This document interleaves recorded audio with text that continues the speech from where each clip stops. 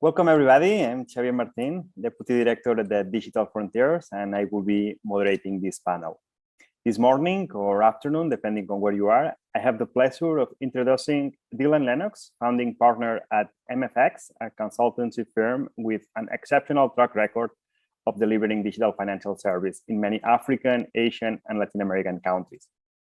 We also have today with us Antonia Esser, Engagement Manager at CENFRI, a Center for Financial Regulation and Inclusion that has recently been conducting excellent research on inclusive payments.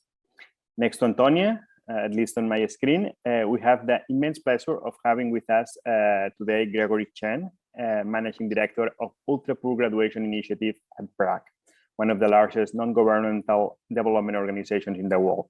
One organization with definitely a long history of working for a more inclusive world. And last but not least, we are very happy to have also with us Jacqueline Jumah, a technical expert on inclusive digital payments at African Enda, an independent African-led organization created to accelerate the growth of instant and inclusive payment systems. Jacqueline, Antonia, Greg, and Dylan, welcome to the Pathway 17 Summit. Thanks, Xavier. Today we're going to talk about the role of inclusivity in payments, what it means to make a payment more inclusive, no? What is their significance for financial inclusion, and what are the challenges or barriers that we can identify to their growth. I'm going to start out with a few questions of my own for our panelists, but we are very interested in hearing from you in the audience, so please be thinking about the comments and questions you might have and leave them in the chat, and we will be happy to bring these questions into the conversation. So Dylan, let me start with you. Before you start your career as a consultant, you spent more than 15 years at Vodacom, where you lead the operations of M-Pesa in Tanzania and Mozambique. You have an in-depth understanding of how payments can foster financial inclusion. Will you share with us some of your views or experiences on why payments matter when we talk about financial inclusion? Yeah, thanks, Xavier. I think obviously I probably agree with most people that payments are the rails that most of financial inclusion is built on top of. It's the gateway to digital services. It's the hook. I guess it gives a lot of those use cases that people can rally around at the beginning. Normally, it also brings with it two very important things: the financial access points, because payments drive the volumes which make them feasible, essentially in very remote areas as well. Financial literacy as well, because payments are something I guess that people can understand relatively quickly, and they've got a reason to learn about it. So I really see payments as something that allows people to take control of their own lives by giving them back a lot of time and a lot of cost, which is two things I think that allows them to make their lives a bit better. What do I mean by this? I guess they don't need to spend long days in lines to buy electricity tokens. They don't need to send their money over buses anymore. These kinds of inefficient activities can be saved by using digital payments. Not only that, I guess when things are digitized, you can get a lot more efficient with your working capital. So, for example, average airtime sales values decrease over time. Average electricity purchases, the value of it decreases over time. So if you're living day by day and you don't have to incur the transport costs, things become a bit more economical to buy at much smaller values, and that gives you the working capital a bit more, let's call it leeway in your working capital, to use it for much more productive things. So your consumption might not drop, but just the way you use your money becomes more efficient. So most of this is sort of basic mathematics, I suppose, that people can get behind. But once they've got that hook, once they understand it, then you can start to build things on top of it, like savings, insurance, taking out small loans, and so on. Governments can start to use payments to do, like, for example, social payments, which is much more cost effective for the whole country. Money can be used more efficiently there. So I guess bottom line, I guess I believe payments matter most for financial inclusion. Yeah, they're the rails on top of which everything else is built. I like that, Dylan. Payments like as a gateway for other more sophisticated financial service products and services. Thanks, Dylan, for opening the floor with these relevant remarks. Let me bring Antonia into the conversation. Antonia, at Chen, you have conducted several research on financial inclusion and payments. Recently, you partnered with the Central Bank of Eswatini to contribute on the development of the country's national payment system strategy for 2021-2026. How will you characterize the role of central banks in developing inclusive payment systems? Yeah, thank you, Xavier, and thanks, Dylan, for setting the scene for us. So, as we know, central banks' functions are very much twofold and increasingly twofold. So traditionally, we've had the very much focus on financial stability, making sure, that payment flows do not pose a risk to the economy and the financial stability. But increasingly, and especially in Africa, we're seeing an additional mandate for the central banks in market development. So meaning they actively also shape the direction that innovation can take. And the central bank, as often the regulator for payments and payment systems, is very much, the way that it manifests is through regulation and through policy. So if you have a very strong focus as the central bank on making digital payments work for your population, that will already send a big signal to the market, to the consumers, but very much to the providers in the first instance. So through your licensing framework of payment service providers, you shape to what extent financial inclusion can reach the lower income consumers that often don't have advocacy in the market. And at the same time, you also set the tone through which this innovation is achieved. So what is your role as the central bank in terms of convening the market, ensuring there's coordination with other regulators, because payments are not only influenced by the central bank, but also competition regulators, communications regulators. So this coordination function is very important. This market development function is very important through regulating innovation, making sure you're approachable to the market while keeping safeguards in place to protect the market, but very much the consumers also. So I would say central banks are hugely influential in terms of making sure that digital payments reach those that we want to serve, the most underserved. And this, there's thankfully many tools available nowadays where central banks can shape that actively. And I think the one last thing I just want to highlight here is this new way of thinking about risk, the risk-based approach, making sure you are not as rigid to and focused on rules in payments that will artificially or overly protect the consumer from new business models and new approaches. Thank you. Excellent, Antonia. Continuing with this first round of opening remarks, I would like to turn to Greg, who is joining us today from Washington. So it's very early on in the States right now. So thank you, Greg, especially for waking so early for joining this panel. And I want to ask you, Greg, do you have a very long history working on poverty reduction and financial inclusion? For a long time at SIGAP and more recently at BRAC. You have worked and advised many digital finance platforms in the Global South on how they can build inclusive and responsible financial systems that move people out of poverty and advance broader development goals. From your experience, Greg, particularly now that you work with people living in extreme poverty, what are some of the key elements that needs to be taken into consideration when we build payment systems that work for very low income populations? Yeah, thanks for having me. And I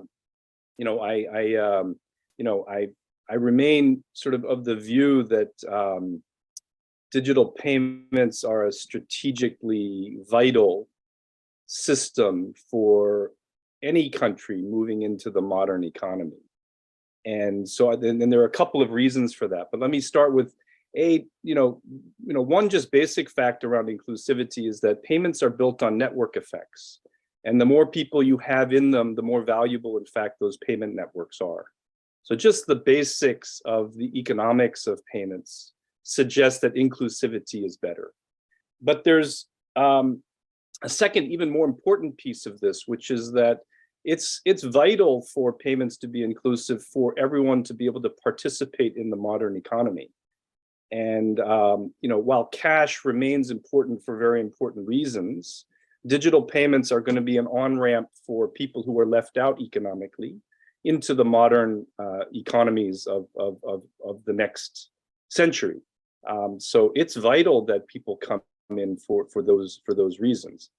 And for those reasons, it's also, to the points made earlier, vital that we get the balance right in terms of how many barriers and risk protections we make in payments, and how open and inclusive we make them. And let me make the point that in most payments businesses, there's a very different kind of set of risks than there are in traditional banking. And traditional banking, you have often large deposits you have to worry about. There's large amounts of credit. Most payment business do not have no credit involved in them, and very little risk to deposits. There is an AML CFT question, which is real, and we have to be mindful of that risk. But it's a very different kind of risk where I think policymakers can be much more progressive and aggressive in than they might be able to be in other realms of the financial sector. And let me make a final point, which is that if you think about questions of stability, about resilience, I was listening to an unrelated podcast yesterday about the US Federal Reserve response here.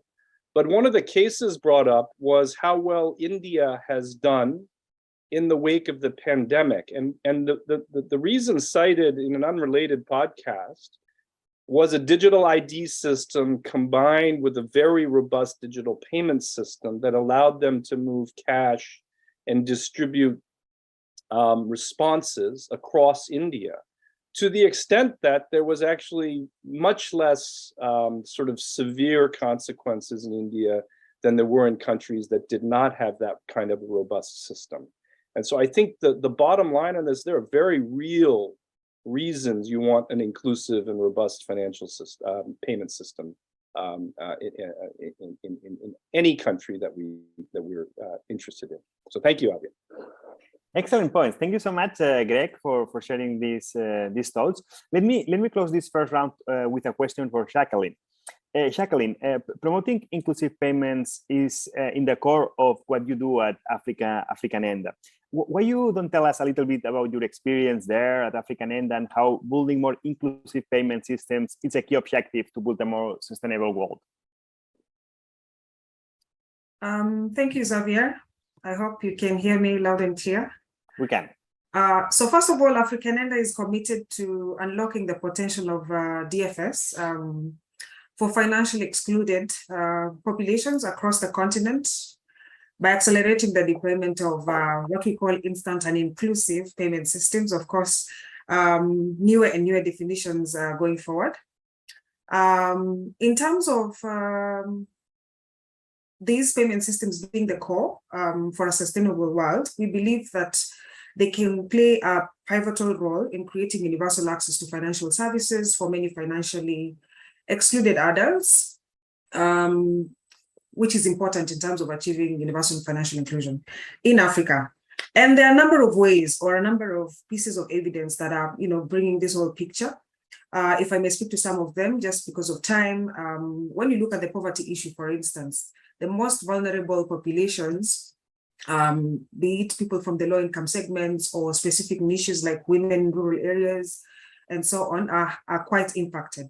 So if we are to close the financial inclusion gap, we need to enable universal access to formal financial services and put the needs of these people at the heart of inclusive payment systems, right from the beginning at the design level, to ensure that solutions such as transactional accounts, which make everyday payments available and conveniently, are in the hands of these people. And as we know, and as Dylan and my other colleagues have stated, access to these instant payments is the first step on the financial inclusion ladder to a dignified, life of opportunity and, growing into access to other financial solutions. The other thing I think is on connecting all Africans to the digital economy lowers the cost of financial transactions, which also is beneficial to households and even small businesses because it fuels economic growth. With a virtual cycle of more users, more providers in the ecosystem, more use cases, especially for low-income segments. There's the tendency of creating what we call a flywheel effect, which then speeds up the adoption of instant payment systems and solutions and financial inclusion.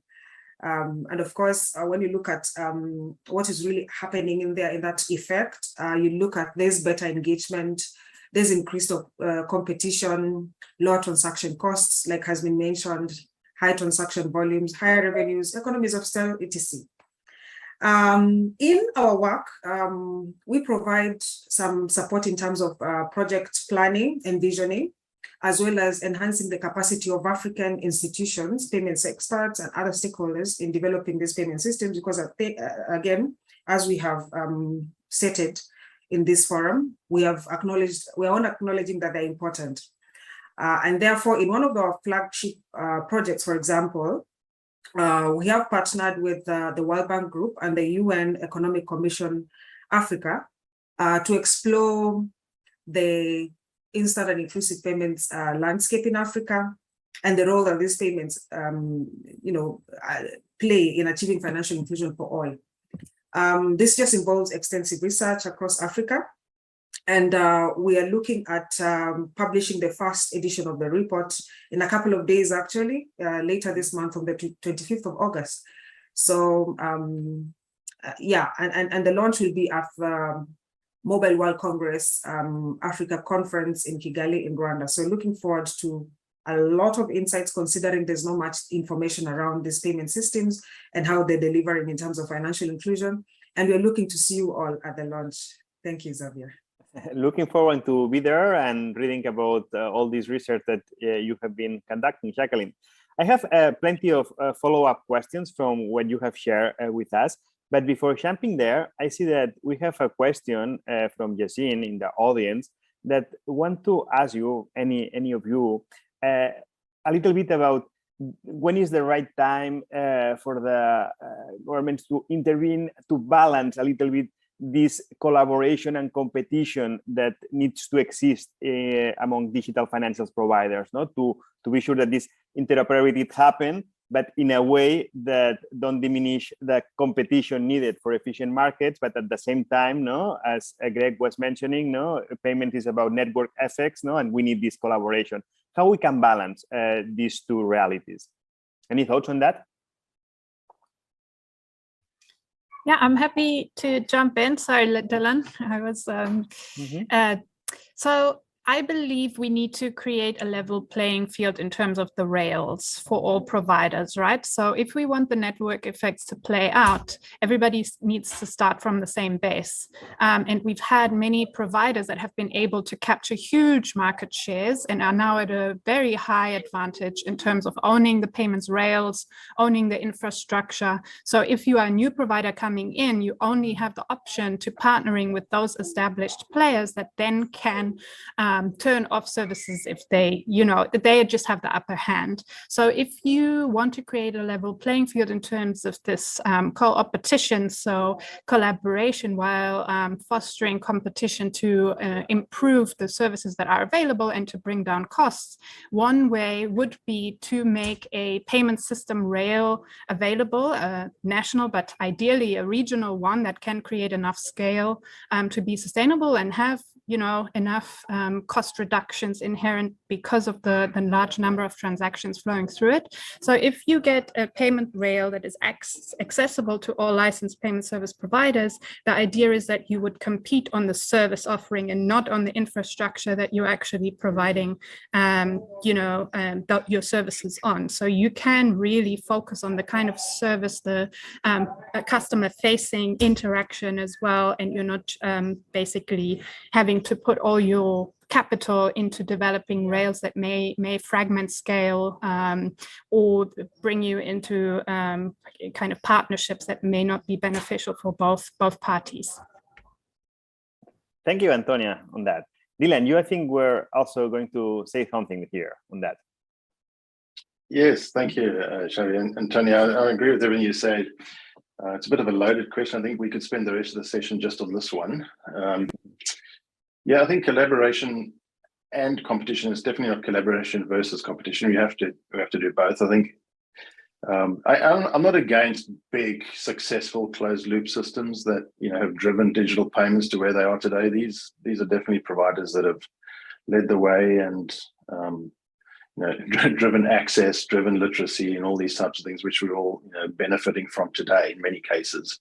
But I think we must see the logic that customers need choice, and they need to be able to swap providers if they want to. They can't be locked into one particular business model. So it becomes very clear that interoperability is the way to go in any developed market. And the timing of when you become fully interoperable can also be a debate for any one other time, but let's just assume that the time is right now.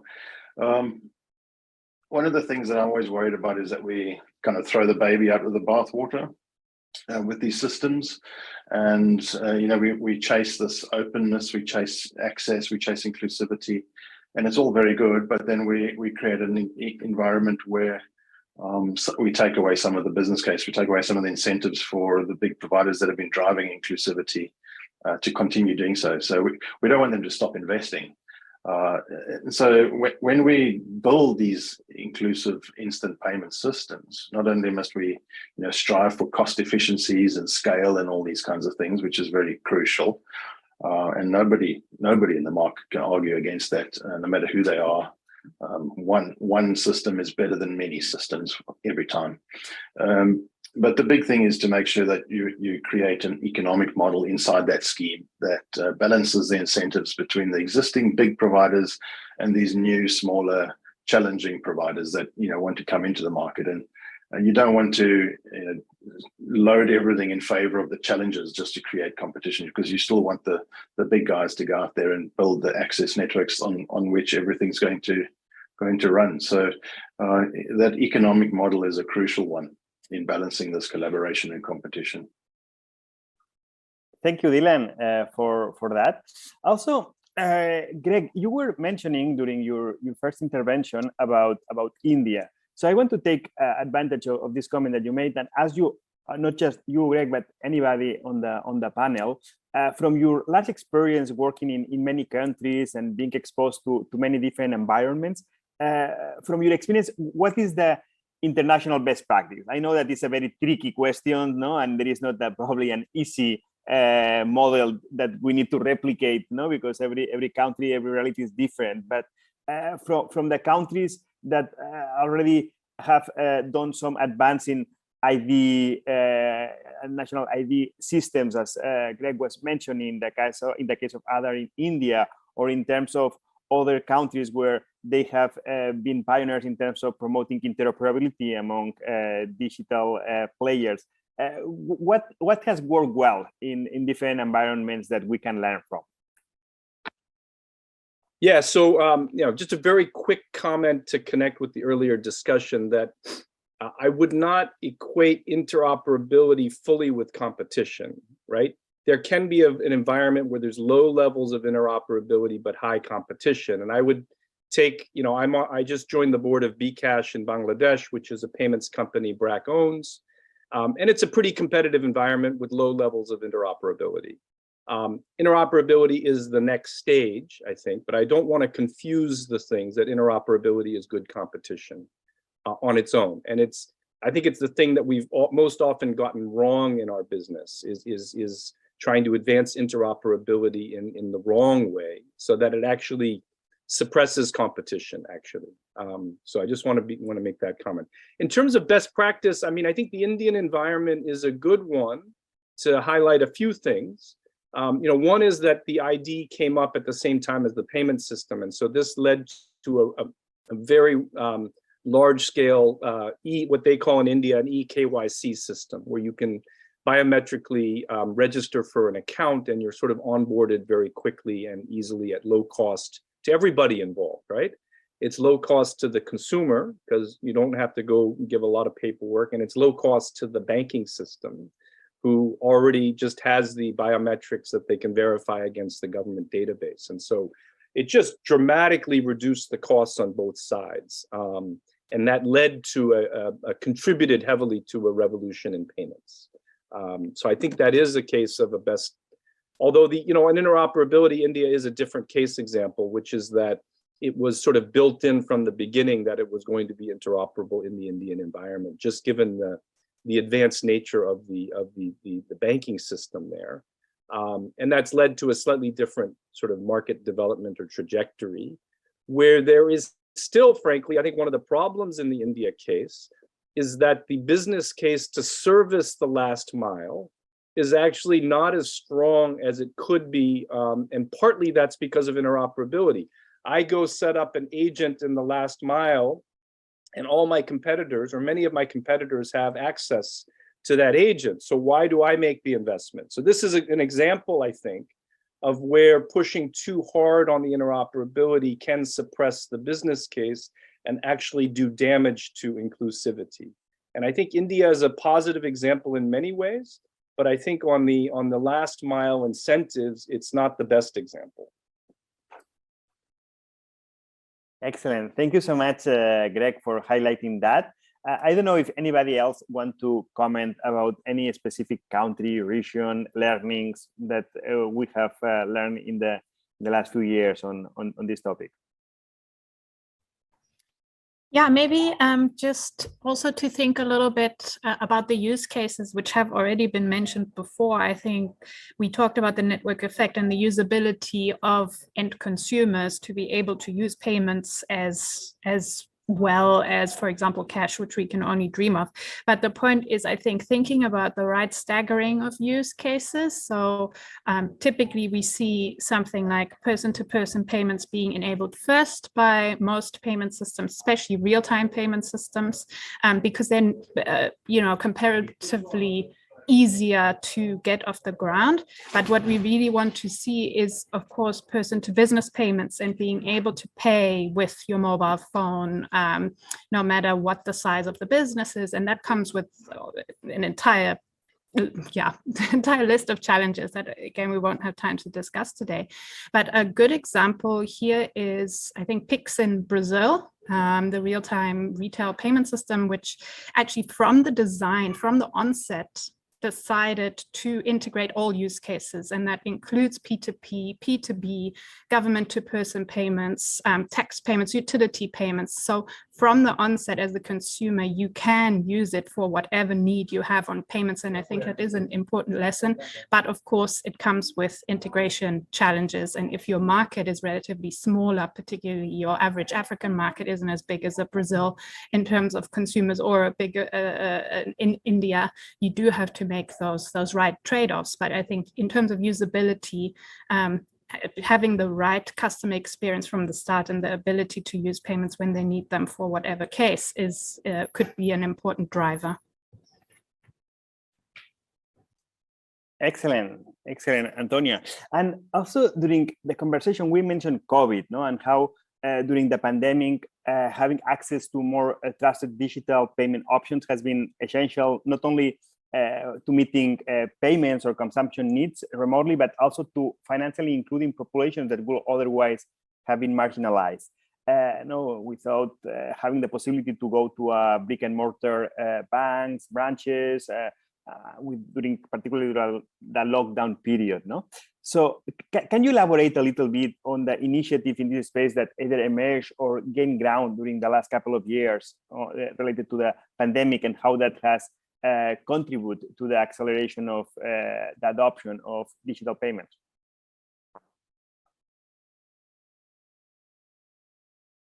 Sure, maybe I'll kick this one off, Xavier. Thank you, Dylan.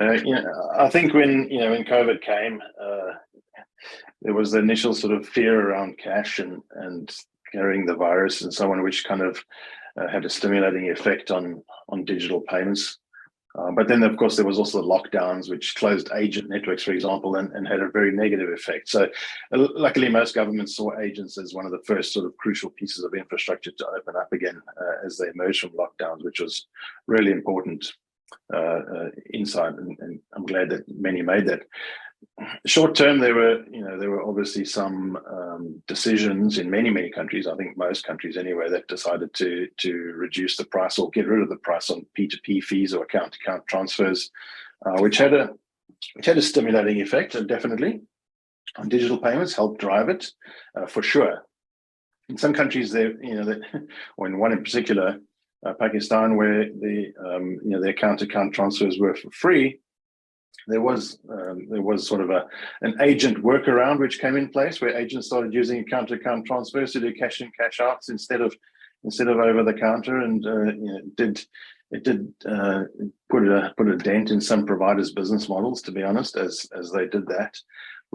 So these things can have negative effects as well as being positive, I suppose. But I think for me, probably the two biggest things that came out of the COVID, which I think are here to stay and probably have the big sort of game changer list tick next to it for me, is around merchant payments and QR codes. I mean, they became quite pervasive during the pandemic. And I hope, I believe they're here to stay. So merchant payments in particular for payment providers has always been a really tough nut to crack, because you not only have to convince the customer that they can use this digital account, but now the merchant must accept digital money instead of cash. And for many reasons, merchants were resisting, mostly because it's, they had to then get that money into a place where they could use the liquidity to run their business. They sometimes didn't want the transactions all recorded, for example. So there was many reasons why, but during the pandemic, it definitely spurred merchants to push through and accept digital payments, which I think is going to have a massive impact on growing transactions in the future. The other one is around the sort of the political will that was driven through governments wanting to start using the payments infrastructure that exists, as opposed to trying to always build their own things for social payments and so on, which especially to support these COVID payments on a scale that we've never seen before in terms of volume, which really spurred on a lot of development in shared infrastructure from a social payment perspective. But not only on the outbound side, but also inbound, there was a lot of digital or digitizing programs where governments started wanting to accept digital payments as well in some of their non-tax type of ministries, for example. So these two things, I think, will definitely have long-lasting effects out of COVID on driving digital payments for me. Thank you. Thank you, Dylan. And we have another question from the audience, following up a little bit about the comment that you made, Greg, on the challenges of the last mile in terms of interoperability there. I'm just reading from the chat. The question from Lawrence is how you adapt and perfect our last mile ecosystems, how we can work on that, and he specifically mentioned about Tanzania, and one of the countries that I think that Lawrence is particularly interested. I don't know if Greg or anybody else have some thoughts on that.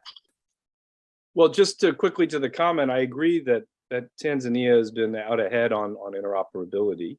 At least last time I checked, it was. And but I think one of the preceding factors to bear in mind on it, Tanzania, was that it was a reasonably competitive market before interoperability arrived. Back to my earlier point, and I think that contributed to a healthier sort of evolution in Tanzanian market than we see in some of the neighboring markets. In terms of last mile ecosystems, I turn the question back to Lawrence. We haven't figured that one out. I mean, how do we perfect and adopt the last mile ecosystems? I think we're still working and trying to figure that out. I do think that we have to recognize there is a bit of a economics issue in the last mile in certain places. Where bKash operates in Bangladesh, there's relatively few places where we're not economically viable because it's dense, flat, homogeneous geography. I think there are other geographies where it is more challenging, and I don't know that we have answers for all of them. I do think there is some underlying economics that do affect that. But yeah, I turn the question back to Lawrence. Maybe he has the answer. I don't know. Maybe another panelist has the answer. I don't have the answer on that.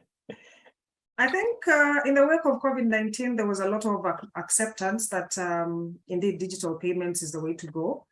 And we saw several initiatives around agent networks, the merger of agent networks and e-commerce businesses, especially to aid with distribution and facilitate payments and collections. So in terms of the last mile and what I believe Lawrence is calling the last mile ecosystems here is, yes, not much has happened, but we're seeing improvements in Tanzania and as well as Uganda in what they're calling the convergence of agent networks and merchant agent and merchant networks. Like I said, supporting the payments around e-commerce businesses and other smaller businesses. And Thank you, maybe sorry, just go ahead, Antonia. Sorry. To add to that, I definitely agree with Greg and also Jacqueline there that it's just such an interesting research question as well, because we looked at agent distribution in Kenya, for example, and we found that mobile money agents, 95% of mobile money agents are within 5 kilometers of a cash out branch, so either a bank branch or an ATM, because they themselves rely on balancing their cash and needing more cash, or, so more efficient cash management systems can be part of the answer, but where you really don't have natural hoarders of cash, like big, petrol stations, for example, and they can't be agents. Actually, from a regulatory perspective, you do run into this issue that our ecosystems are still kind of run on diesel ultimately in terms of bringing in and out the big cash deposits at some stage. So I think we're keeping to work on this digitalization of the entire ecosystem while you explore alternative possibilities for partnerships in agents and particularly liquidity management. I think eventually we will get there, but we are still a little bit far from that and run into the economic viability problem. Thank you, Antonia. Yeah, can I add to that question? Thanks, Xavier, quickly. Please, Dylan. Yeah, I think this is a little bit like the telco scenario where they all rushed out and got coverage as a strategic advantage, and they built their towers, and that's how you captured clients and build critical mass, like Greg was saying. It's a network effects game. This essentially, and I think definitely all the players, especially the ones with big agent networks, still see that coverage, that financial access, as the key differentiator, and not only the access points, but also how well they can service those from a liquidity perspective and having float and so on. These are major strategic differentiators, and like the telco side on towers, at some stage they realized that economically it's better to share these things than to use them as a competitive advantage tool anymore. And they started building shared tower networks. And I think today in Tanzania, for example, almost all the towers are owned by tower companies as opposed to the telcos themselves, and they share everything. Agent networks, I do think will go the same way as Antonia was saying. There's clear economic benefits in sharing these networks at some stage, and in terms of the cost to serve them, in terms of liquidity, and not only that, but training, continuous training, and so on. But until the time comes when the providers themselves are happy to throw in and say, okay, this is a collaboration area now and not a competition area, I think we're going to continue to get delays in this. The banks are better at it, and as Jacqueline said, Uganda, there's a very well coordinated shared agent network between banks, but you won't find mobile money providers in there yet, unfortunately. But there's very, very few examples of last mile sharing going on at the moment.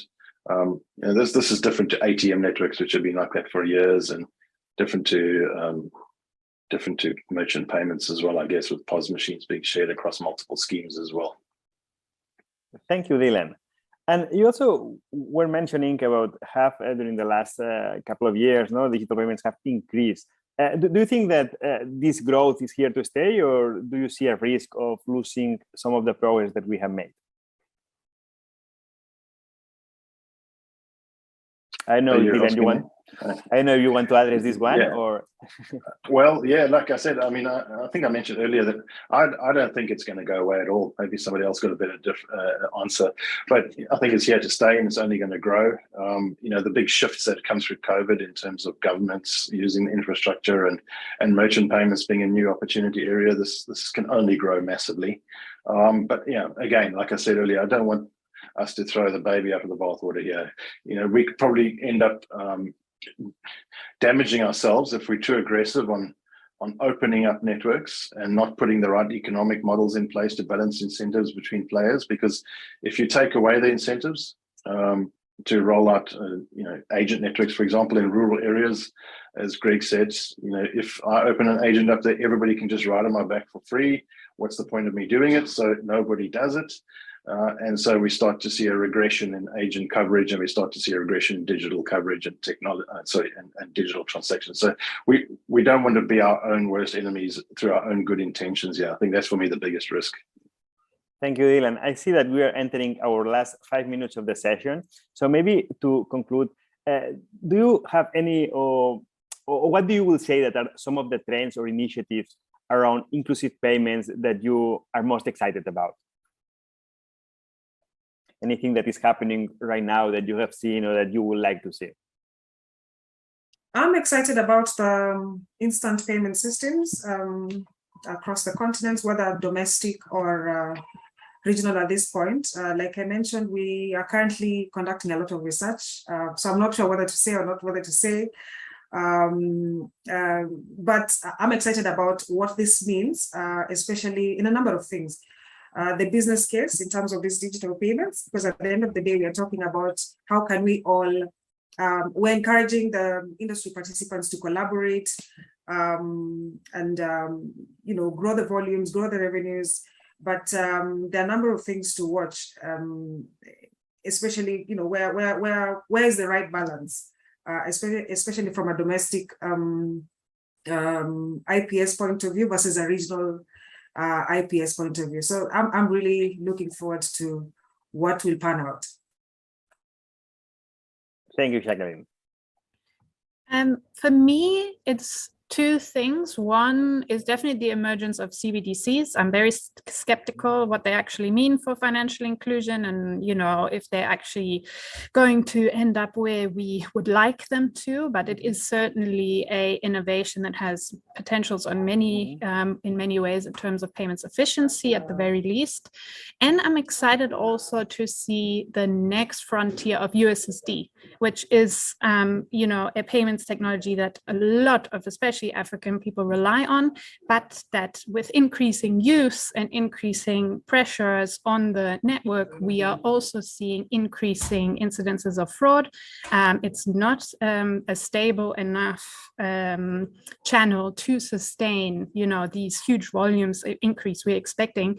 And as not everybody has a smartphone, is not able to yet make use fully of QR codes and other innovative and exciting request to pay payment innovations, we need something in the meantime. Otherwise, we're risking this kind of hugely growing digital divide as well. So I don't know yet what it will look like, but it's certain that there will be developments in the USSD type of technology that we will see in the coming years. And it's just a question of how and when and who's going to do it. But yeah, those are the two I'm excited about.